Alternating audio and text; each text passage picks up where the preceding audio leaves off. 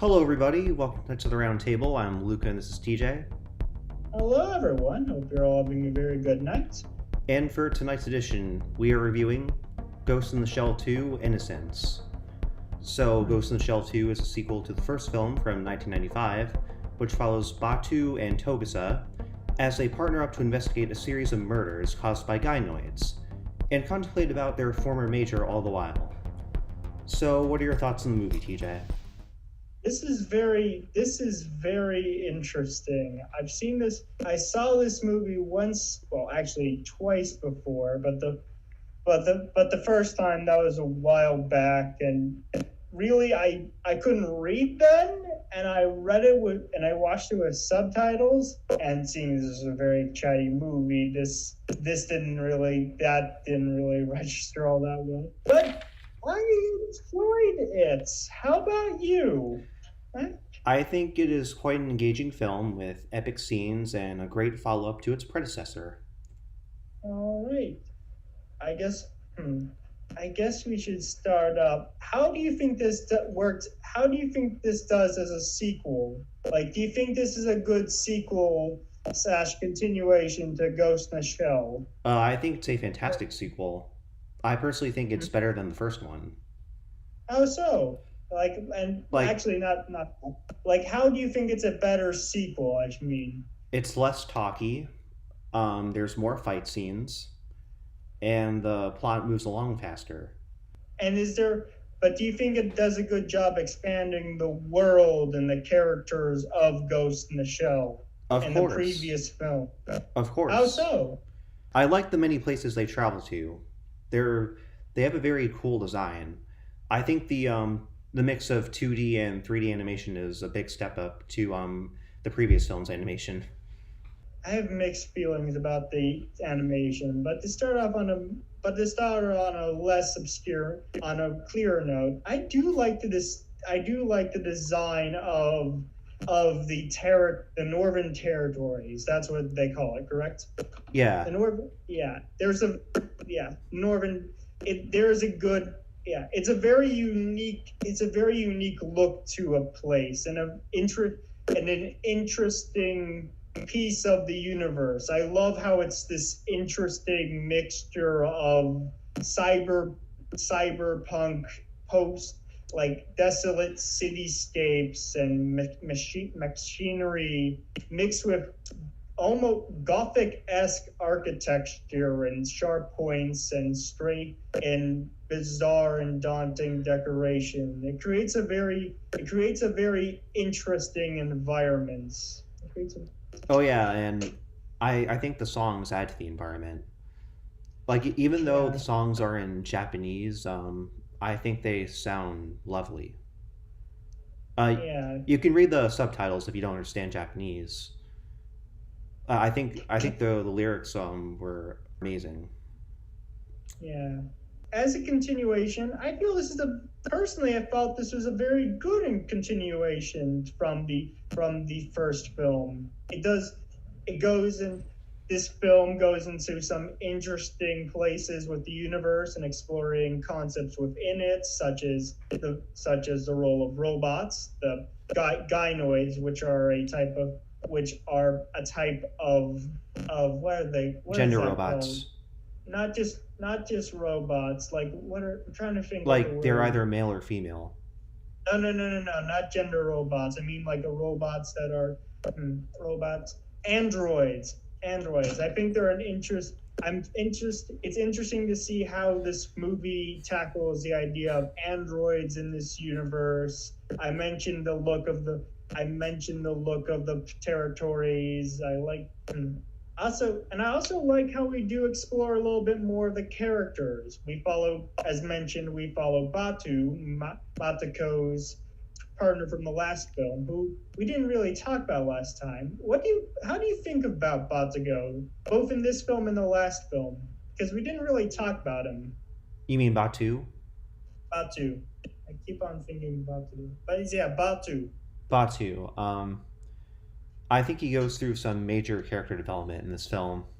He becomes less worried of Monaco, and he manages to get along with Togusa and doesn't piss him off too much. But like, do you like the character? But do you Eh, like the character? Yeah, of course. Yeah, I quite like him. I quite like him too. I find him to be he's yeah, and I also he has a very intriguing design. I like his relationship to Matako. I'm sad we didn't talk about it. I didn't bring it up last time. He has a very I like how they're friends and how they are sort of relate to each other because they're both well essentially cyborgs. And I yeah, and also an aspect I like about this film overall, we do see a little bit more of these characters in their normal lives, which is very nice. We spend a little bit more time with Batou. We spend more time with Batago's home and seeing them at the store. You mean Batou? And even Batou. I keep on Batou. calling him Batago. Batou is but yeah, yeah, we see the yeah. And it's very and it's very and it is nice and an interesting and it is very and it gives a good amount of grounding, which this film is well if any one aspect, if I could boil down the comparisons between the first film and this film to a few words, at least a few words that would come to my head at first, it is more fantastical. The city more fantastical. The technology is more more elaborate, especially in the vehicles. The work, as previously mentioned, the new location is chaotic, and the action too is much. It's unlike this first film, which was more grounded, more weighty. This film it's very fast paced and very fluid. There's lots of gunshots. There's lots of carnage, and it's all at a very fast pace. And in this regard, I have mixed feelings, about the film, although they're mostly positive. Let's start with the animation. Why did you like the animation? I think the animation has a very cool design. It just feels epic and powerful. I think the sets really fit all the action scenes and the scenes where Togusa and Batou are traveling. Yeah, yeah. The animation. You say you. I have mixed feelings with the animation. It's very It's very well done, first of all. But okay, so CGI plays. So this film was made 5 years later. Is that correct? I think I'm doing 2004. Doing the math wrong. 2004 versus I wrote the date down. 1996. So no, it's 90. No, it's I may have read 95. The English dub comes out 96. Okay, that makes sense. So how long? So that would be a. So that would be a. About. So that's about 60. If I'm not mistaken, that's 7 years. Yeah. So that's an interesting aspect of the film, just the amount of time between installments, and just to see the evolution of the animation. Yeah. And as for the look itself, I have mixed thoughts about the CGI. It's on a taste level,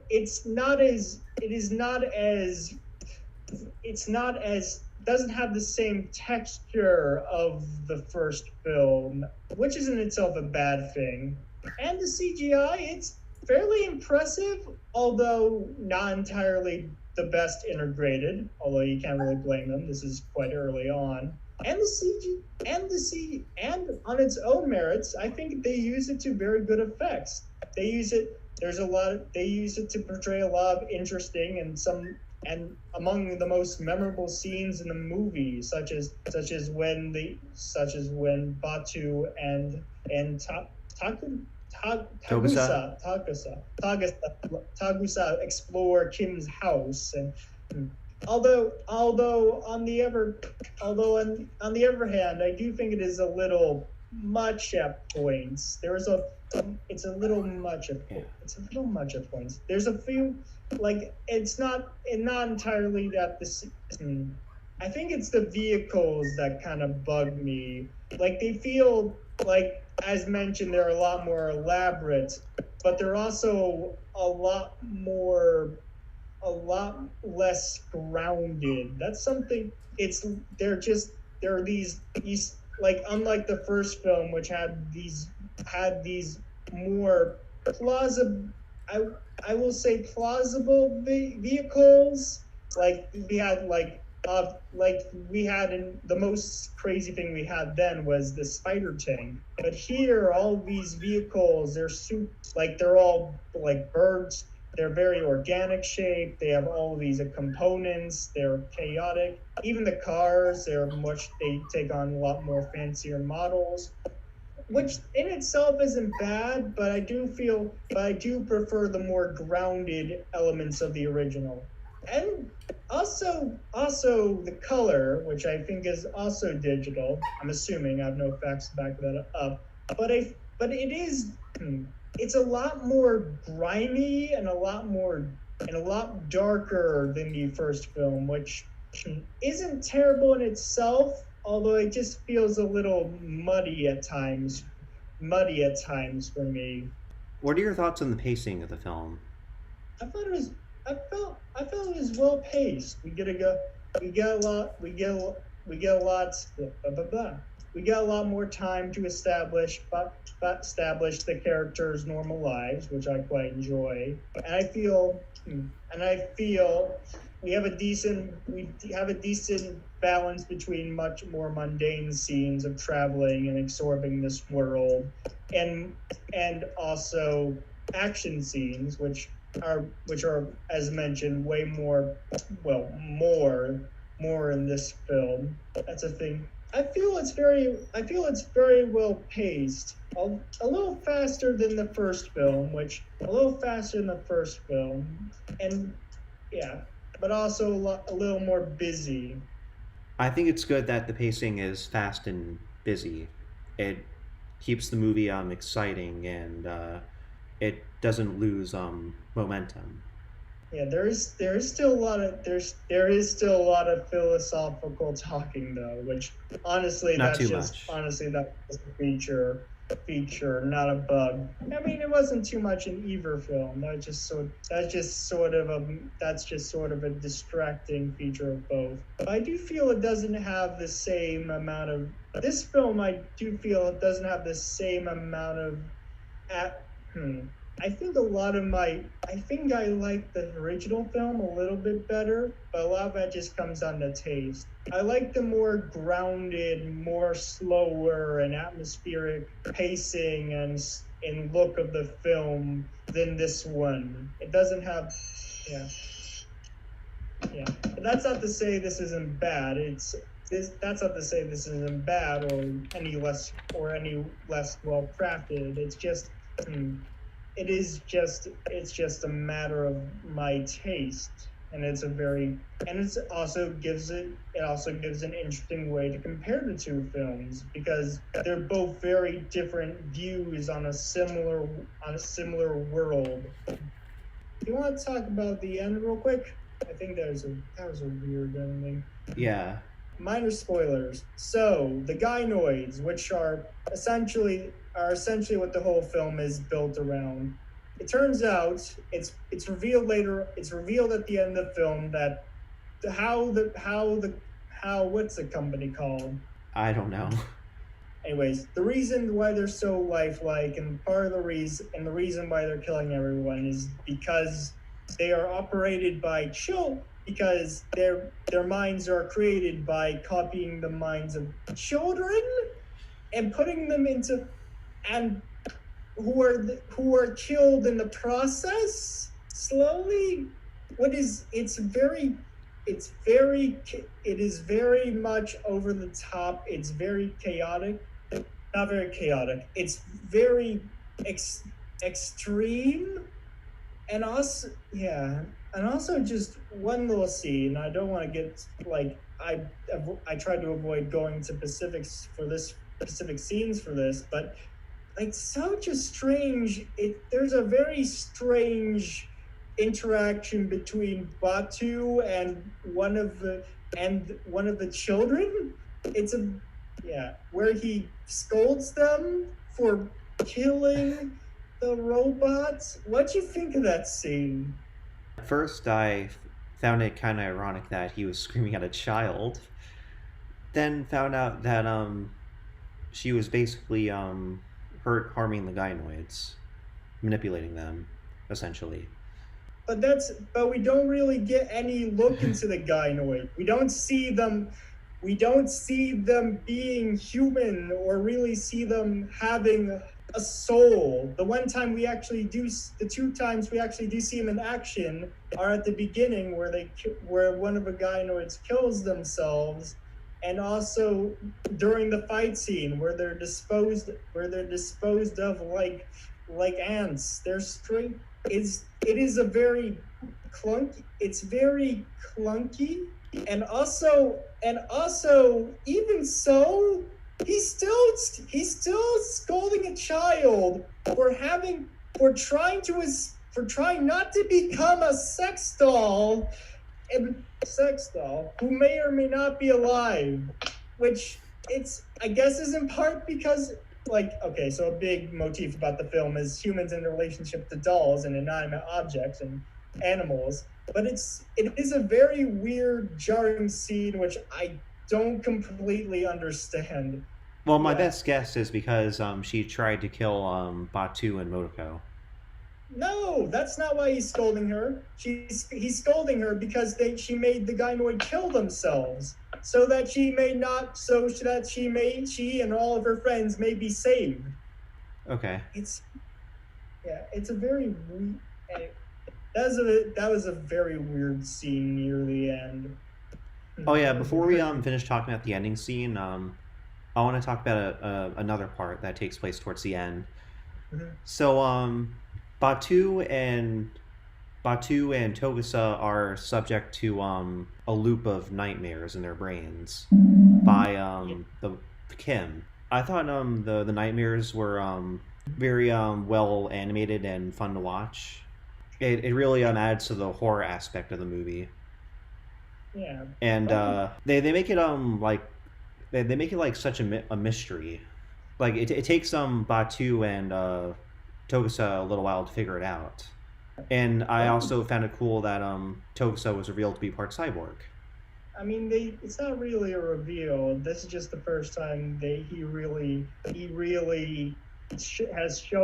has really shown it. They did mention that in the first film where Matsuko mentioned that he did have a brain implant, which I'm assuming is just something everyone has in this universe. No, in the first film they say everyone in Section 9 is a cyborg except for Togusa and another guy. But he has a brain implant. Like, he's always had the brain implant, and that's how Kim hacked them. Like there's a chip in him? Yeah, I don't remember them explaining that, but that's the idea. It's practically everyone has a chip from what I can tell, everyone has a robotic component in them because practically everything here requires being a cyborg. That's how they could communicate wirelessly, such as in scenes such as when they're investigating the crime scene. I know, but we don't find out he has the brain implant until the Kim scene. They say he has a brain implant though, like in the first film. Oh, okay. Anyway, but yeah, that's probably one of the best scenes from Kim's house, and just how chaotic and disorienting it is. That in the parade scene, those were probably some of my favorite scenes in the film, and just how atmospheric and otherworldly they are. And in the case of the latter, how that how we're seeing a more mundane thing in this world. So I take it you would recommend this film? I would totally recommend giving this film a watch. If you're into the Ghost in the Shell series, sci-fi films, or any like anime films in general, try watching this one. If you're curious as to what happens next in the series, watch this one, of course. And if you're an aspiring animator taking on new obstacles, you could learn from this movie. I would also recommend it. I think it's a very good continuation of the first film. I don't think, although I would disagree, it is as good as the first film, and it's definitely very different. I still think it's a very good film. It can be very atmospheric. The action, although a little chaotic for me, in the context of the series, is still a lot of fun and very well integrated. The world is very interesting, and overall it's a very well done, very interesting film that may introduce an interesting conversation afterwards. So I believe I gave Ghost in the Shell, the original, a 7. I'd probably give the same thing here. I'd say it's between a 7 and a 6, closer to a 7. I give it a 9.5 out of 10. 9. All right. It was a really good film for me, and I think it's a great follow-up. And the animation, as I said earlier, is a big step up. I'd call it more advanced, although I would argue whether or not it was a big step up. Of course, a lot of that is to do with taste. So what do you want to review next week? Big Fish in Begonia. Big Fish in Begonia. Well, that sounds very interesting. All right, thank you for your time, Luca. Thank you for joining me today.